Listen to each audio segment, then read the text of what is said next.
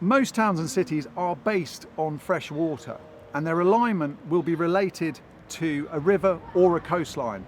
And once you appreciate that, the layout of all of the streets in an entire city can make more sense.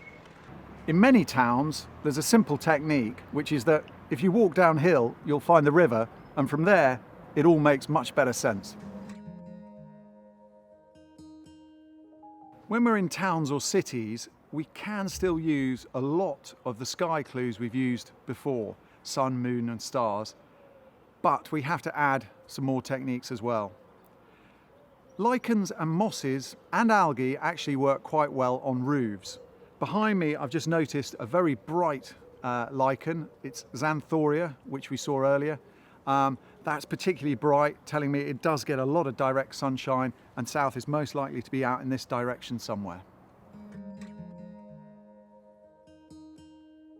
Whenever you're in a town or a city, try and take note of any religious buildings you see, because there's normally a clue to direction within them. Christian churches are traditionally aligned with the entrance on the southern side at the western end and with the altar at the eastern end. The highest part of the church, the tower or the steeple traditionally, were at the western end, and those are the parts you can see from furthest away.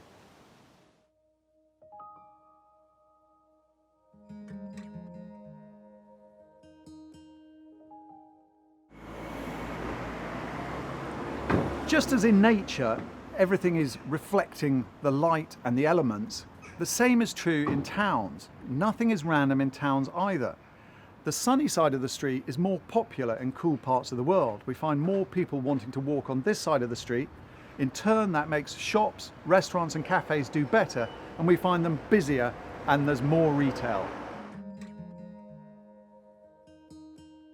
The sunny side of the street is having to endure more sunshine, and we can see this in the effects on things like paintwork. So here we can see the paint is peeling much faster than it is on the shaded side of the street. And together, the shops, the paint peeling, are trying to tell us more sunlight coming from this direction, south is out this way somewhere. One of the clues you'll never be short of in any town or city is a TV satellite dish. There are thousands of them sprinkled all over the roofs, and they have to point to a satellite that is over the equator. That means in the northern hemisphere, they tend to point roughly south, and in the southern hemisphere, they tend to point roughly north. But in each country, there will be quite clear trends as well, because most of them will point to the same satellite for the most popular broadcaster in that region.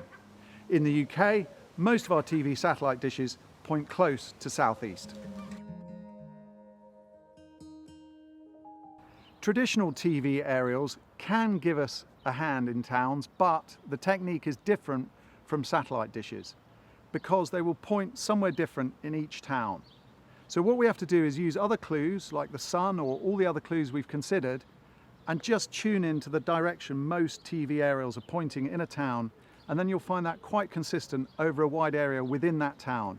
It will change when you go to another town, or even if you move from one side of a city to another. But just tune in.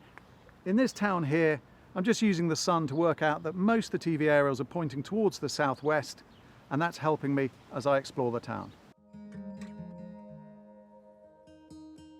In towns, the sun is still leaving footprints.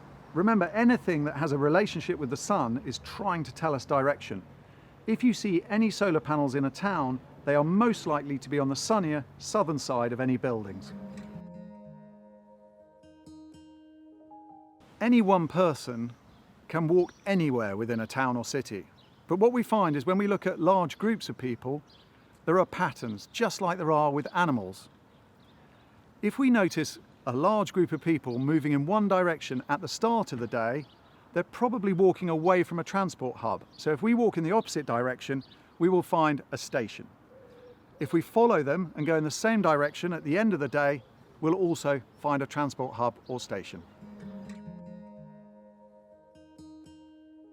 It's very hard to use the wind at all when you're in a town.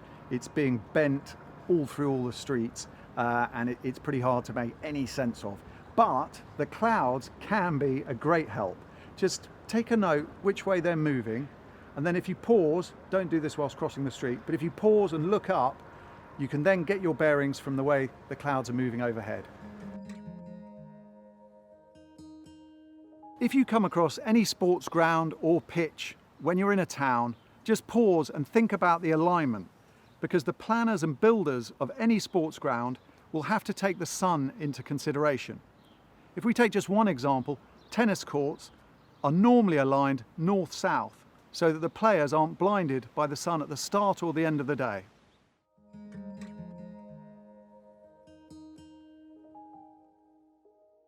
When we head indoors, we can't use many of the signs we've been looking at, but that doesn't mean natural navigation stops.